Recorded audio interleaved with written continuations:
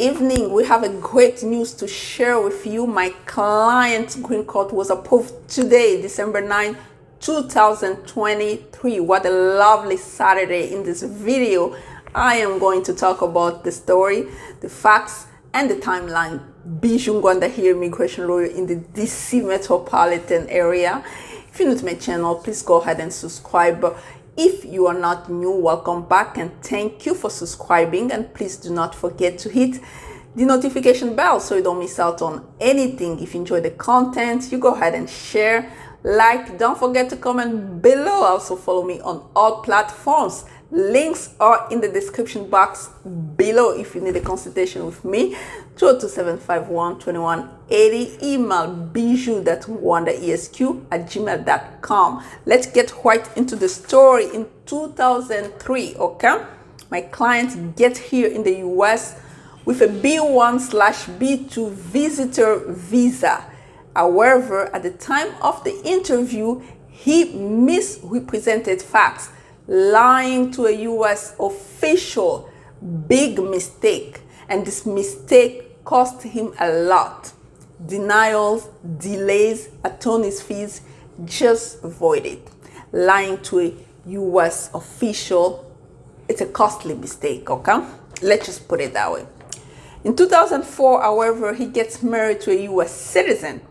Unfortunately, this marriage ended in divorce, and because you overstay the visa, the visitor visa, you get married, and then the person in question divorce you, what's gonna happen is the case gets referred to court. So his case was referred to court. And in 2009, you know, with those delays in court, in 2009, the judge ordered him removed. Why? Because he failed to appear in court.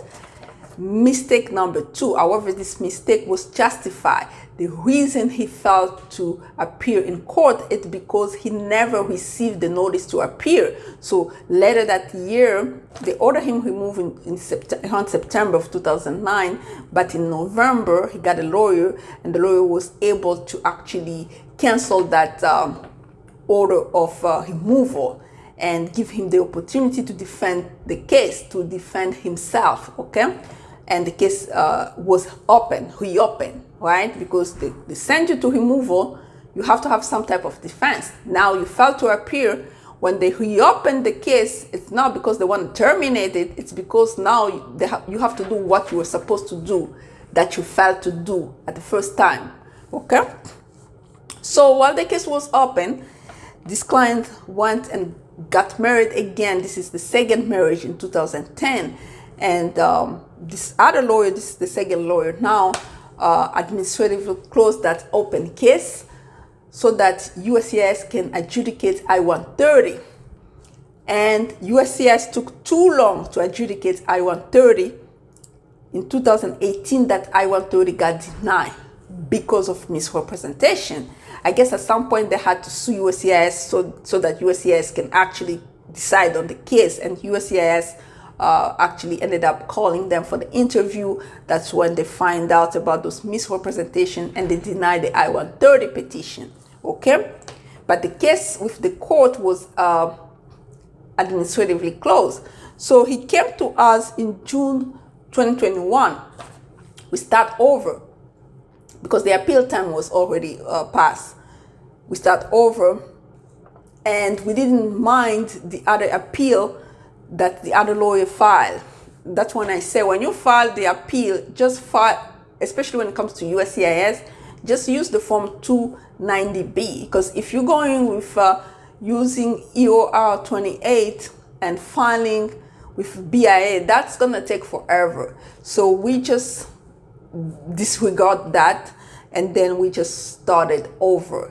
We started over in 2021, June 2022, 2021. That's when we started over with I-130.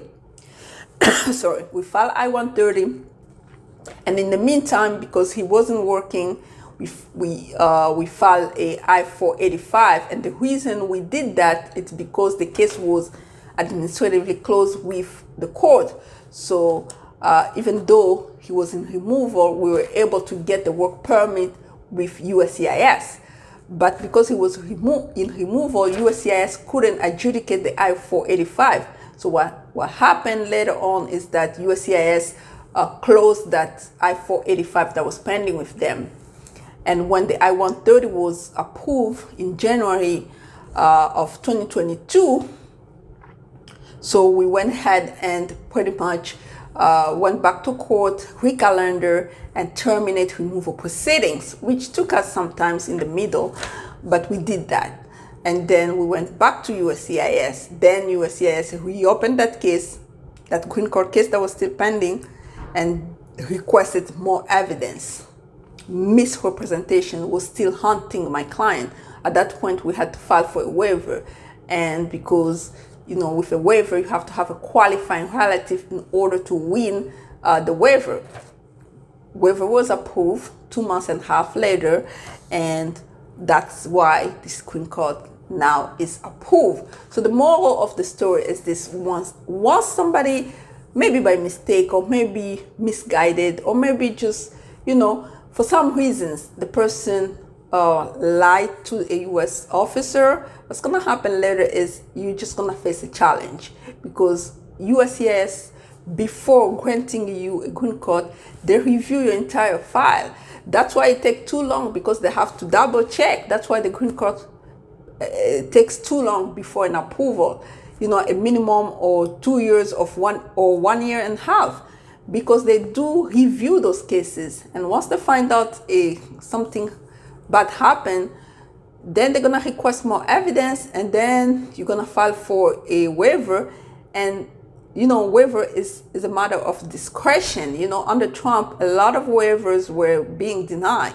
So we are doing our best to get those waivers approved, provided that you have a qualifying relative, to claim extreme hardship on that qualifying relative and to present your argument in the best light possible. So anyway, the case was approved today, and this is a great news. If you want somebody to help you, guide you through this immigration process, consultation link is in the description box.